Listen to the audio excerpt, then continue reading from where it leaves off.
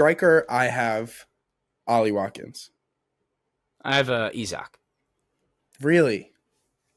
Yeah. I mean, he's got 20 fucking goals this year on a side that really hasn't lived up to the standards that we were expecting them to do, and a side that doesn't always create all that much. I think Isak's the best striker in the world. Isak is fantastic and better than Watkins, but off this season, I mean, the sheer goal involvements that Watkins has and his team's in fourth place, I think that just like clearly takes him over. Like, I think you can't have Isak over Haaland. Like, I don't think Haaland has had a great season, but like, how do you pick Isak over Haaland?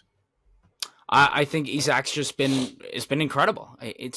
He's just been a lot of fun to watch. I think it's a little bit of recency bias as well as like my Gavardio pick. I think he's been amazing in the last 6 months, but I also think you want Arsenal to sign Isak. Of course I do. I don't want. It's team of the season. Like, I'm choosing who I think is the better player, and who's been the better player this year, and is less system based. And I'm choosing Isak. So you think Watkins has been system based? Who's the better? Who would you rather have in your team? Who has more individual quality? Of course. Well, that's what that means, more individual quality. But I think I'm trying to win a match. I'm choosing Isak. I don't think that's what a team of the season is. I think you have to judge them based off of the product that they put on the field. If you want to project next year who's going to be the best striker in the Premier League, I think it's fine putting Isak second behind Haaland. But right now, based off of the season that he had, I think Watkins clearly gets in.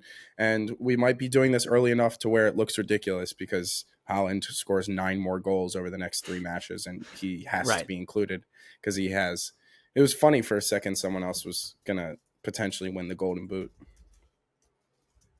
I mean, it was crazy when Cole Palmer was on 21 goals and nobody else was for a couple of days. And then it's just like, yeah.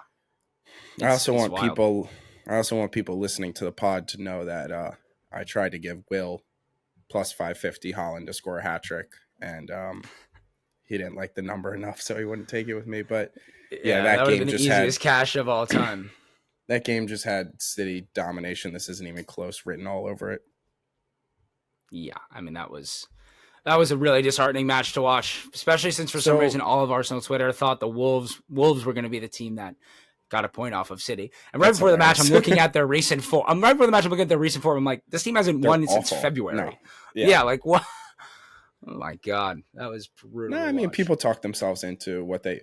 I mean, because if you were realists, like, you turn on the game and there's no chance that they're getting a point, so you might as well, just for the hope, tell yourself that there's a chance. I understand. It's just like, what team do I have a hope of? Yeah. I have no hope because you guys are going to literally bend over and let yourselves get pegged so that you don't get a point.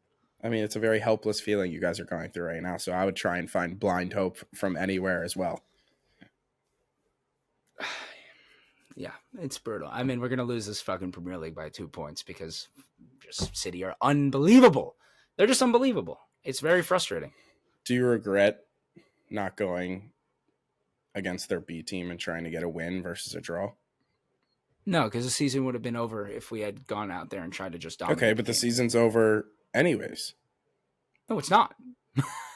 You're kind of saying that it is. I understand this. Okay, but this what I'm saying because I'm.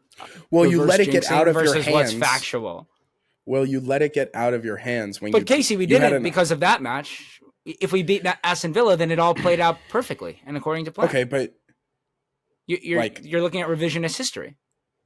No, because granted, if you had your 2 options of matches to go out and try and win, would it be away to City or home to Aston Villa? Away to City's B team.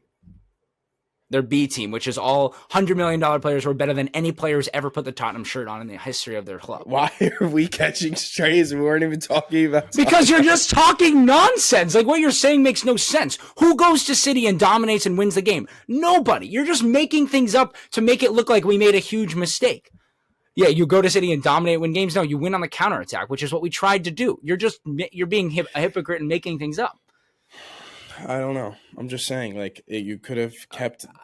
So far in this episode, you have better talent ID than Pep and better game management than Arteta. What's next? You pay the refs better than Sir Alex Ferguson? I never said I have better talent ID than Pep. I didn't think that Cole Palmer would be this good either. He just ends up to have been. Gotcha. You're the one who said he's on the same level as Saka. I think he is on. I think he's very Right. close to the same level as Saka. There we go. So You have to do a lot to surpass somebody who's been doing it for a long time, which he is nowhere near doing. Surpassing and getting on the same level are completely different. No. Different levels. No. I know. I was just talking about the singular season. What Saka's done over his career is very impressive, and I'm excited to watch him at the Euros.